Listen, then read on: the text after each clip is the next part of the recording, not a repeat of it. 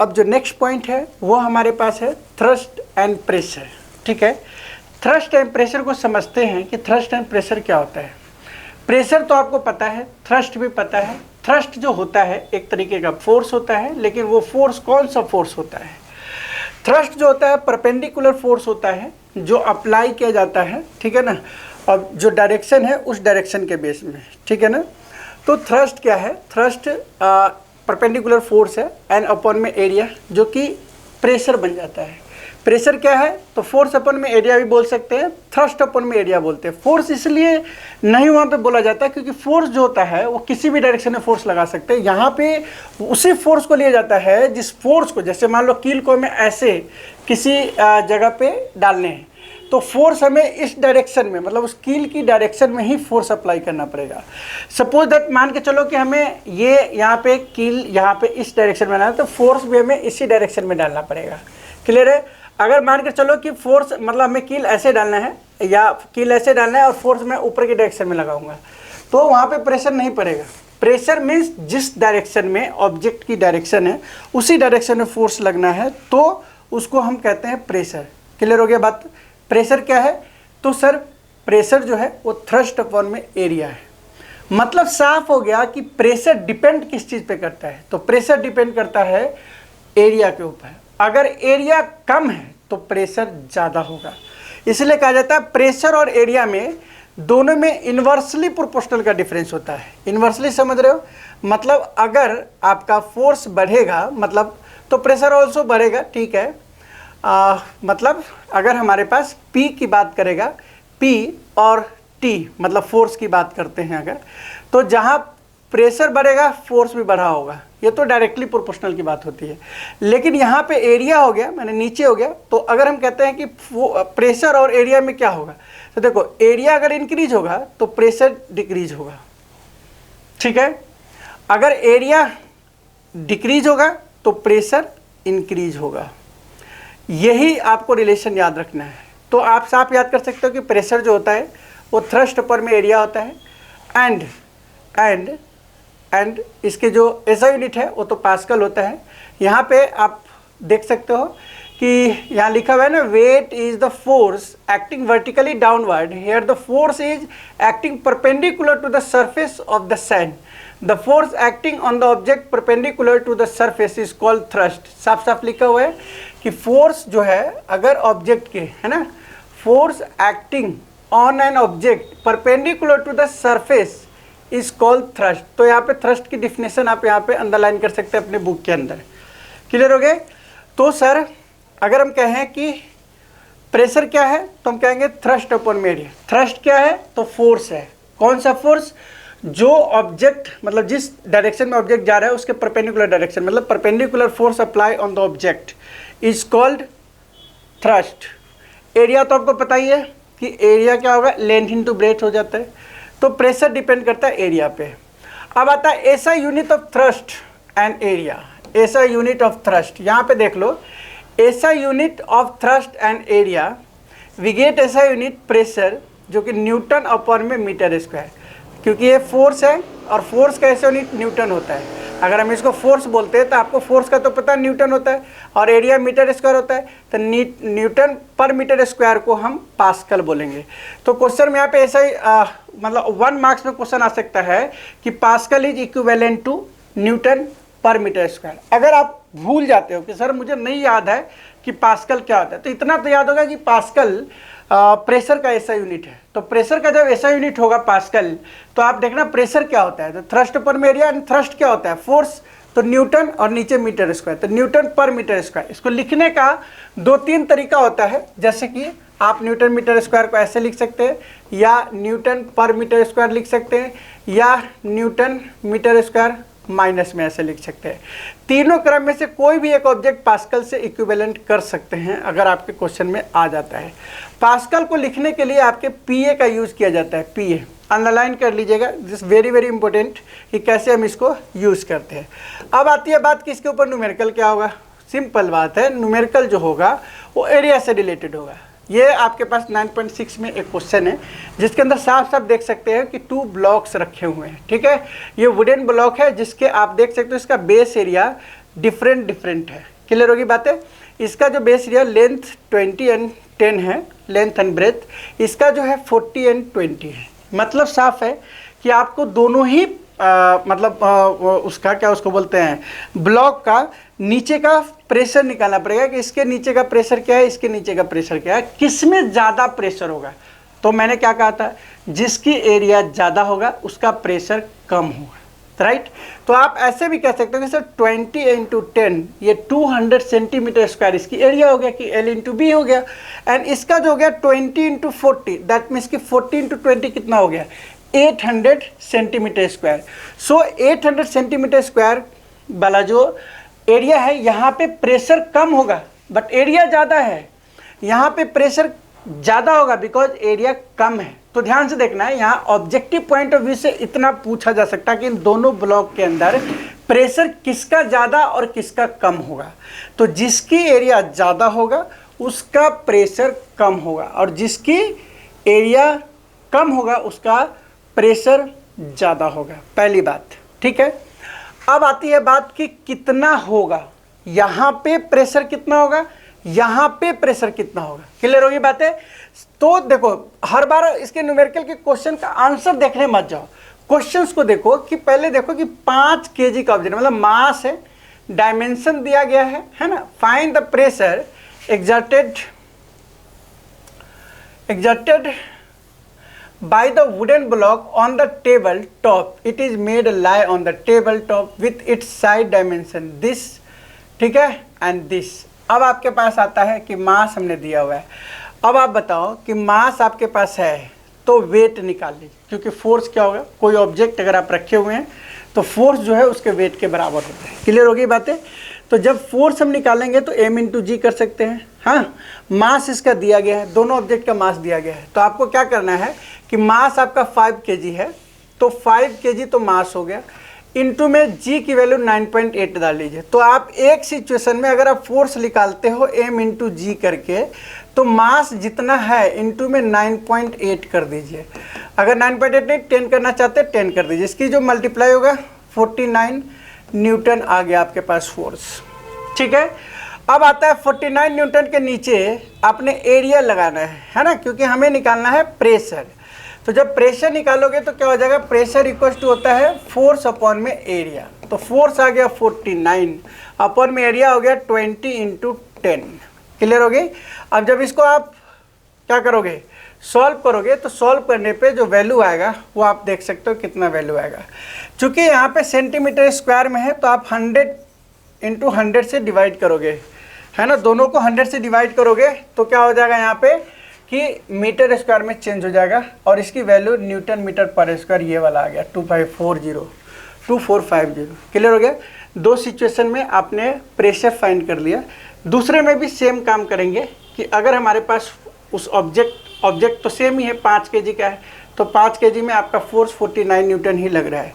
अब आपके पास main area बदल जाता है, एरिया में एक 40 इंटू कितना आ जाता है 20 आ जाता है। तो आप क्या करेंगे 40 इंटू 20 से आप क्वेश्चन में 40 इंटू 20 से क्या करेंगे 800 निकाल लिए सेंटीमीटर स्क्वायर।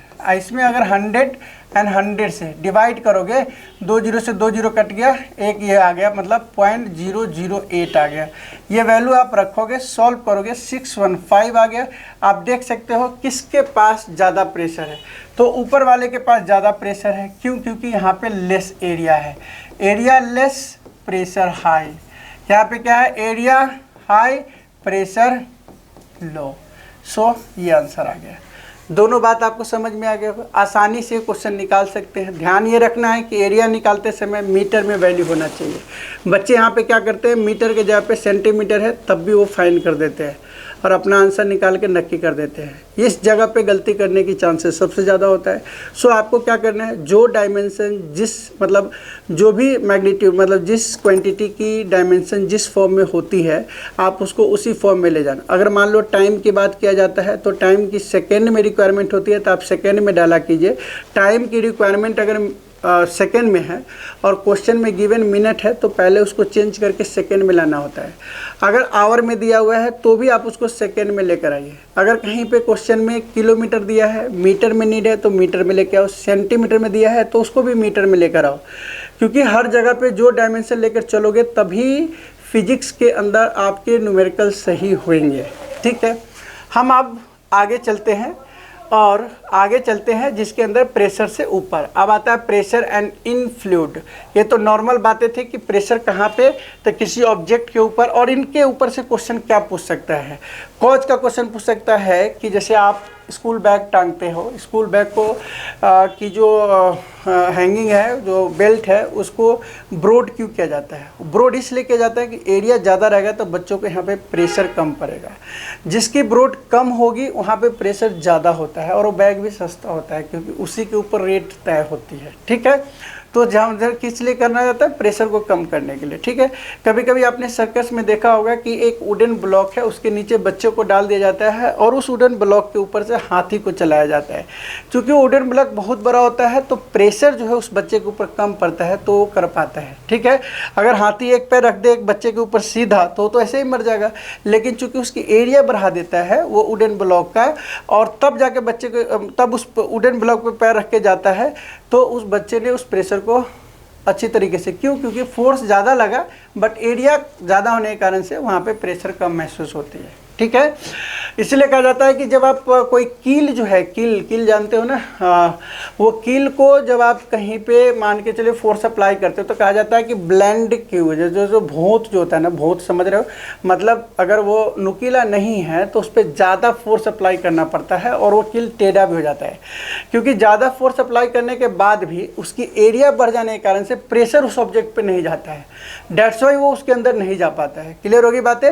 तो हर जगह पे आप प्रेशर लेस करने के कारण से एरिया बढ़ता है, ध्यान रखिएगा। इसी के बातों पे आंसर्स आपको देने हैं जब भी क्वेश्चन में इस तरीके के क्वेश्चंस पूछे जाते हैं कि ऐसे यहाँ पे क्यों होता है, यहाँ पे क्यों होता है। ठीक है, तो वो एरिया बढ़ जाने से क्या होगा, प्रेशर कम होगा, इस वजह से ऐसा होता है। अब आती है बात कि फ्लूइड के ऊपर प्रेशर का क्या बात होती है।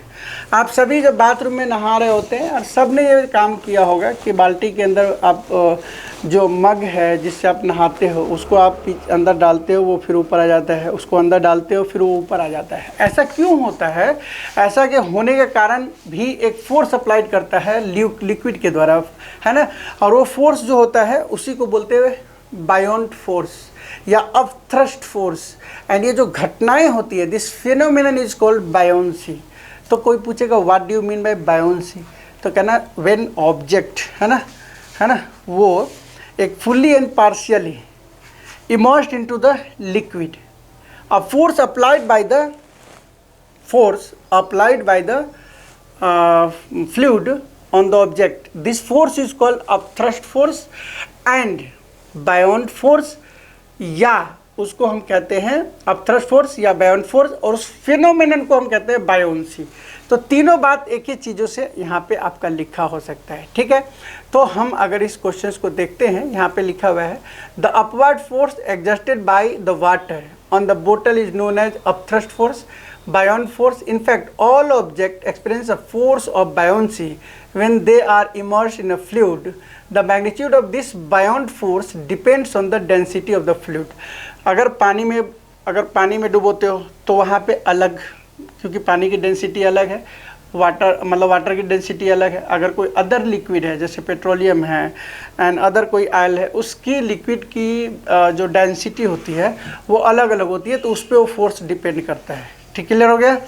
तो अगर आप कह सकते हो कि what do you mean bye बायोंट force, तो यहाँ लिखा ना बोटल कंप्लीटली, यहाँ पे लिखा है the bottle completely immersed, the upward force on the bottle due to the water must be balanced. This can be achieved by the externally applied force acting downward. The force must least equal to the difference between the up force and weight of the bottle, the weight of the bottle. अब ये बात की बात है, sir हम इसको याद कैसे करें? कुछ बच्चे बोलते हैं कि हमें याद नहीं होता, ये याद हम कैसे करें? ठीक है, करा कि ना, द नेल सिंक्स, नेल मतलब आयरन नेल मतलब कील की बात कर रहा है, वो पानी में डूब जाता है, और उसी लोहे का बना हुआ जहाज जो होता है शिप, वो नहीं डूबता। इसके पीछे का कारण क्या है? तो उसके पीछे का कारण क्या है कि डेंसिटी के ऊपर डिपेंड करता है। कहना the force due to the gravitational attraction of the earth on the iron nail pull it downwards. There is an upthrust force of water on the nail which pushes it upward, but the downward force acting on the nail is greater than the upthrust force water on the nail, so it sinks. अब answer दे सकते हो कि देखो एक force apply किया गया होगा और नेल भी उसके ऊपर अप्लाई किया गया फोर्स, लेकिन उसका force nail is greater than the upthrust force. Nail का फोर्स जो है, जो इस पानी से लगे हुए फोर्स से इस यहाँ पे जो फोर्स लगेगा इससे ग्रेटर होता है, इस वजह से वो सिंक कर जाता है। ठीक है, तो ये एक साइंटिफिक आंसर सब दे सकते हो वहाँ पे, हाँ, कि यहाँ पे एक नेल है और ये भी एक फोर्स यहाँ लगाया और ये एक फोर्स यहाँ लगाया। इसकी फोर्स जो होता है इसके ऊपर ज़्यादा होता है और ये कम लगा पूछा है क्योंकि इसकी एरिया कम है, जिस वजह से ऐसा होता है। ठीक है, तो यहाँ से एक क्वेश्चन पूछ सकता है, इसको आप अंदर लाइन कर लीजिएगा, क्यों ऐसा होता है। क्यों ऐसा होता है तो आप बता सकते हो कि जो nail is greater than the upthrust of the water on the nail, मतलब वाटर के द्वारा उस नेल पे लगाया गया फोर्स लेस होता है उस नेल से वाटर पे लगाया गया फोर्स से। ठीक है, तो ये एक एक्चुअल आंसर है और इसी पे आपको मार्क्स मिलेगा। अल्लाह लल्ला बल्ला लिखोगे तो इससे मार्क्स नहीं लिखता है। सो आपको लिखना वही है जो आपके एनसीईआरटी के क्वेश्चंस में कहा जाता है। पॉइंट टू पॉइंट आंसर देंगे तो बेस्ट होता है, बाकी लैंग्वेज आपका कुछ भी हो सकता है, उससे कोई मतलब नहीं है। ठीक है, तो मैंने वहाँ पे आपको क्लिक करा है जिस जगह से क्वेश्चंस आपको बहुत ज़्यादा पूछा जाता है, क्वेश्चन पूछे ही जाएंगे। अब यहाँ पे आता है द कॉर्क फ्लोट। यहाँ पे पीछे वाले में देखा था ना एक, ये देखो यहाँ पे कॉर्क जो है ना फ्लोट कर रहा है इसके ऊपर। क्यों? क्योंकि कॉर्क जो है वो एक फोर्स लगा रहा होगा वाटर पे, लेकिन वाटर भी उस कॉर्क के ऊपर फोर्स लगा रहा है ना। तो अपथ्रस्ट फोर्स यहाँ पे ज़्यादा है एंड जो उस कॉर्क का फोर्स है वो वाटर पे कम है, दैट्स वाई वो कॉर्क क्या हो रहा है, वो मूव कर रहा है। तो यहाँ से क्वेश्चन कर सकता है नेल सिंक हो जाता है। This happen because of the difference in their density. तो एक डेंसिटी वाला बात तो पहले हमने बोला ही था कि डेंसिटी के कारण से ऐसा होता है। The density of the substance is defined as the mass per unit. क्योंकि देखो अब ये बातें फॉर्मूला से पता चलेगा डेंसिटी क्या होता है। डेंसिटी जो होता है ना, मास अपॉन में वॉल्यूम होता है, वॉल्यूम ऑफ द ऑब्जेक्ट, ये है डेंसिटी। अब आती है बात कि density of the substance is define the mass per unit volume, यही बात लिखा है। The density of cork is less, density of cork less than density of water. Simple सी बात है, वाटर की डेंसिटी से कॉर्क की डेंसिटी लेस है, इस वजह से फ्लोट होगा। दूसरा आंसर ये भी हो सकता है ना, कि डेंसिटी ऑफ कॉर्क जो है वो लेस है वाटर से। और नेल के केस में क्या होगा, डेंसिटी ऑफ जो नेल है वो हाई है वाटर से, मास अपॉन में वॉल्यूम, मतलब जितना पानी उसने हटाया है, जितना लिया है, उससे ज़्यादा मास एंड वॉल्यूम का जो रेशियो है उसको बोलते हैं डेंसिटी। तो this means that the upthrust of water on the cork is greater than the weight of the cork, so it float, है ना। दोनों ही आंसर दे सकते हो आप, डेंसिटी से रिलेटेड आंसर दे सकते हो और greater force and less force के कारण से ऐसा होता है, ये भी आंसर आप दे सकते हो। ठीक है, अब आती है दूसरी क्वेश्चन। यहाँ से कॉर्क वाला एंड नेल वाला क्वेश्चन पूछ सकता है, कहीं से भी क्वेश्चन आजकल पूछ सकता है, इसलिए आप लाइन बाय लाइन पढ़ेंगे तो आपको ज़्यादा बेनिफिट मिलेगा। Density of iron nail is more than the density of water. अब यहाँ पे डेंसिटी ऑफ वाटर, तो नेल का जो डेंसिटी है ना आयरन नेल का, वो ज़्यादा है, इस वजह से वो उसके अंदर क्या होती है, सिंक कर जाता है। अगर वाटर के डेंसिटी से किसी का डेंसिटी भी ज़्यादा होगा तो पानी में डूब जाएगा। ठीक है, और अगर वाटर की डेंसिटी से हायर होगा तो वो नहीं डूबेगा। तो इसलिए density of iron nail is more, मतलब मैंने गलत उसमें बोल दिया है, वाटर की डेंसिटी से अगर किसी का ज़्यादा डेंसिटी है तो वो डूब जाएगा, सिंक कर जाएगा, है ना, डेंसिटी ऑफ वाटर। तो यहाँ पे this means that the upthrust of water on the nail is less than the weight of the nail, so it sinks. तो ये आप अच्छी खासी आंसर्स इससे दे सकते हैं। इसको 2-3 बार पढ़ोगे तो और अच्छा आंसर आप दे सकते हो यहाँ पे। ठीक है, सिंपल सी बात है। नेल, आयरन नेल, डेंसिटी आप कहोगे सर आयरन नेल और आयरन से बना हुआ शिप, तो शिप जो है वो पानी के ऊपर फ्लोट करता है। तो शिप के मास एंड उसके जो नीचे का जो वॉल्यूम, जितना उसने वॉल्यूम लिया है, उसके रेशियो में देखोगे ना तो वाटर के डेंसिटी से लेस हो जाता है, ठीक है। इस वजह से वो फ्लोट करता था ना। यहाँ डेंसिटी ऑफ आयरन नेल मोर है, वहाँ पे डेंसिटी ऑफ आयरन शिप जो होगा वो लेस होगा डेंसिटी ऑफ वाटर से, उस जगह पे जितना उसने जगह लिया है, इस वजह से वो फ्लोट कर रहा होता है। क्लियर हो गया। Therefore object of density less than that of a liquid float on the liquid. यही कारण है, जिस ऑब्जेक्ट की डेंसिटी लेस होगा लिक्विड से, है ना, तो वो फ्लोट करेगा। अगर लिक्विड की डेंसिटी से ज़्यादा होगा डेंसिटी किसी ऑब्जेक्ट का, तो वो सिंक कर जाएगा। सिंपल सा आंसर है, दो बातें, ठीक है ना। अब हमें ये बातें 4-5 कॉजेज आपको अच्छी तरीके से पता चल गया होगा, ठीक है।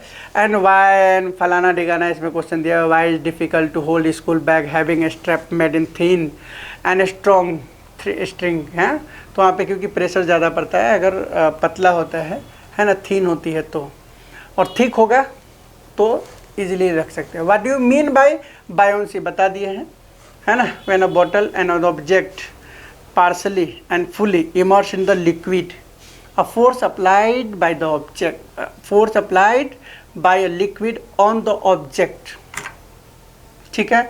This force is called upthrust force, buoyant force, and this phenomenon, ये जो अप्लाई करने का जो phenomenon है, जो घटनाएं हैं, उसको बायोन्सी बोलते हैं। ये इसका आंसर हो गया। बाकी सभी चीज़ों का आंसर इस आर्किमिडीज का प्रिंसिपल, ये सारी चीज़ ढूंढा था इसने, आर्किमिडीज ने ही प्रिंसिपल दिया था। क्या कहता है कि जो फोर्स है, आप बताओ फोर्स किसके बराबर होगा।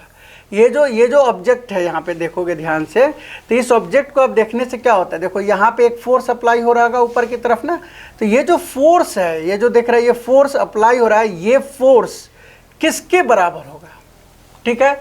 तो जो फोर्स होगा वो यहाँ इतने ऑब्जेक्ट, इतने जगह का वाटर के वेट के बराबर होगा। एंड फोर्स और वेट दोनों बराबर होता है, तो जो अप्लाइड फोर्स है वो किसके बराबर होगा, तो वहाँ से जो डिस्प्लेस्ड वाटर है, उस ऑब्जेक्ट के द्वारा जो डिस्प्लेस्ड वाटर है उसके बराबर होगा। यही बात लिखे गए हैं, जिसको हम अब पढ़ते हैं कि क्या होता है, प्रिंसिपल क्या होता है, ठीक है। तो देखिए यहाँ पे प्रिंसिपल दिया हुआ है, इसको पढ़ लीजिए। व्हेन अ बॉडी इज, मतलब कोई ऑब्जेक्ट इज इमर्स्ड फुली और पार्शियली इन अ फ्लूइड, किसी भी फ्लूइड में अगर हम आधा या पूरा उसको डुबोते हैं, it experiences N upward force, एक अपवर्ड फोर्स उसके ऊपर लगते हुए दिखता है, जिसके कारण मुझे उसे दबाना पड़ता है, is equals to the weight of the fluid displace by it. मतलब वो जो फोर्स है वो उस ऑब्जेक्ट के द्वारा वाटर जो डिस्प्लेस किया गया है